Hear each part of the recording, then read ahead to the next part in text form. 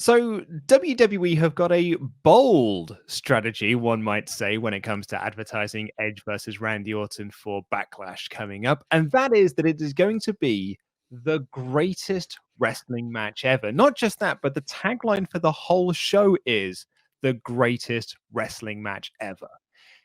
I 100% think it's completely a work, but I wanted to get your thoughts on the possibility of the greatest wrestling match ever. The brilliant thing about hype, Luke, is that you can only ever live up to the hype. There's no room to ever fall short of hype. Look at this last season of Game of Thrones. That absolutely lived up to the hype going into it, didn't it?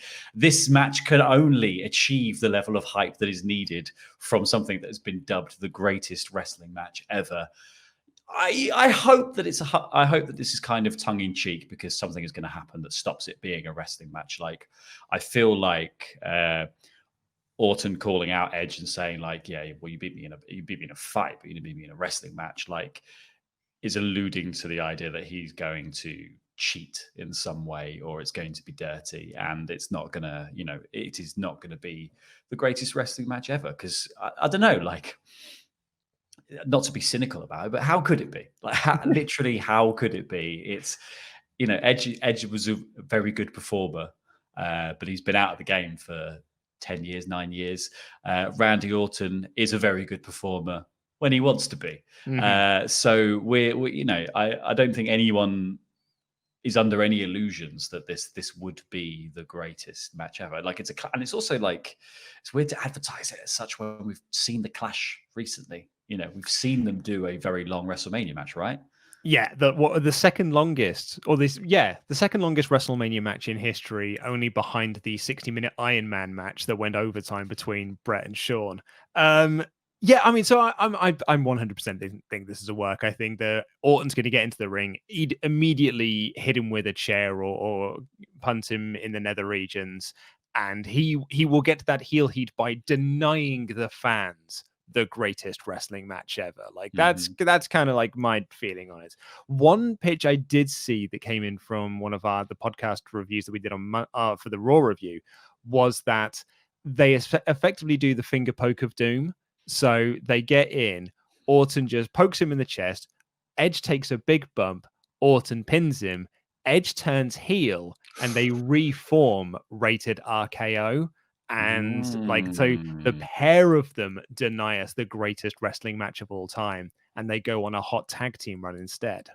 Yeah, I think there's a lot of options here, and none of them are. They just have a really good wrestling match. No, absolutely not. No. You can't do that. Like, it might be a genius ploy to get out ahead of the conversation because then the thing is like to search for the match, people are only ever going to type in the greatest wrestling match ever to get Edge versus Randy Orton. So I guess like there's some point in weird internet history where that might just become the parlance for the match. But yeah, I feel like it sets you up for so many more swerves. And yeah, I think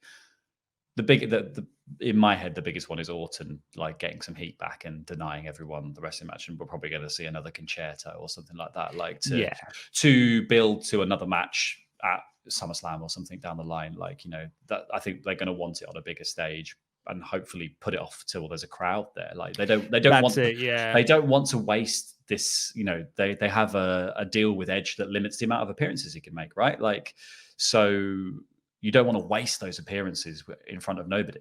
Like you saw the reaction to him at the Rumble. Like you see the reaction to him on Raw when he comes back to talk. Like that's what you want from him because he's good TV and he's, these are clips that you'll be able to use in documentaries and promotional stuff for years down the line, because these are the kind of really big responses that actually a lot of people in WWE aren't necessarily getting anymore.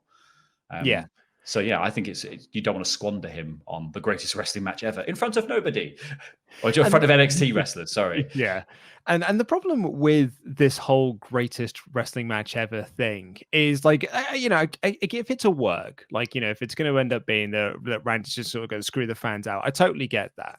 But the problem I have with it then is that if you have Orton screw Edge out of, or screw the fans out of this great wrestling match ever to set up another match, why isn't that other match also possibly the greatest wrestling match ever?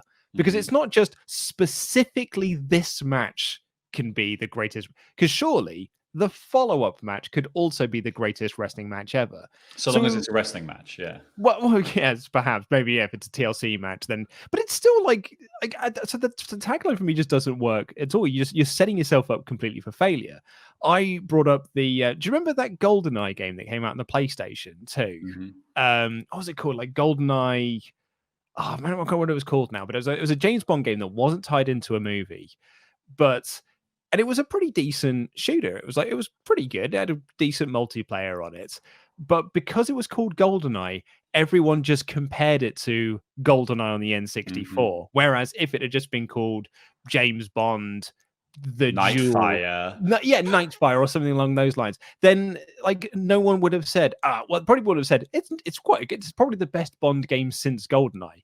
But what everyone said was, it's good, but it's not as good as GoldenEye. So you're setting yourself up for that fall. And I just feel like even in the next match, you're still setting yourself up for that same fall.